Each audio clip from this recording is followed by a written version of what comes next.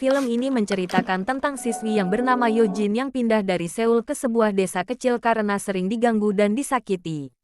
Bersama dua temannya menggunakan papan Oya memanggil roh Bun Sin Saba.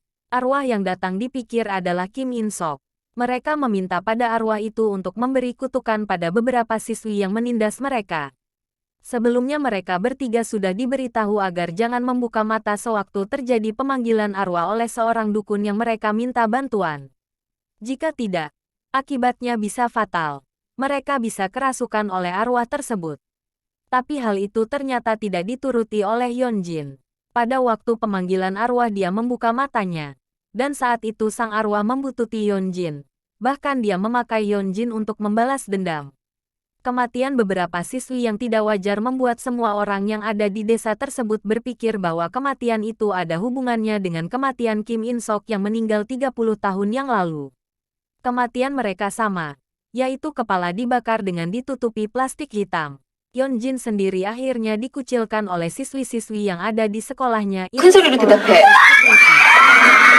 Bahwa ada sesuatu yang ada dalam tubuhnya dan menggunakan tubuhnya untuk melakukan berbagai hal yang tidak diinginkan. Satu persatu korban berjatuhan. Seluruh desa bersepakat untuk mengusir Yeonjin dan ibunya.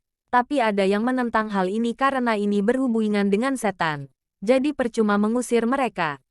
Kejadian pengusiran ini mirip dengan pengusiran yang dilakukan oleh In Sok dan ibunya, Chun Hee 30 tahun yang lalu. Akhirnya terkuaklah misteri kematian In Sok 30 tahun yang lalu.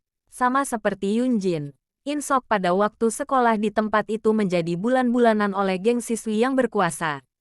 Selain itu In Sok adalah anak yang aneh karena mampu melihat walau dia buta. Akhirnya diketahui yang menjadi mata In Sok adalah ibunya, Chun Hee.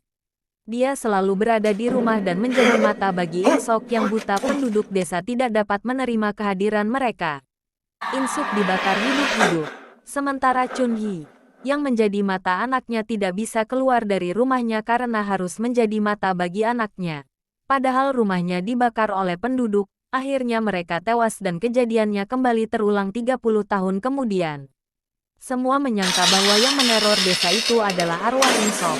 Padahal yang meneror adalah arwah Chun Hee. Dia akhirnya membalas dendamnya kepada penduduk desa tersebut. Chun Hee juga berniat untuk menghidupkan kembali arwah In Sok dengan cara berhubungan seks dengan Pahan, guru di sekolah itu. Dan Chun Hee masuk ke tubuh Ibu Lee, guru kesenian di sekolah tersebut.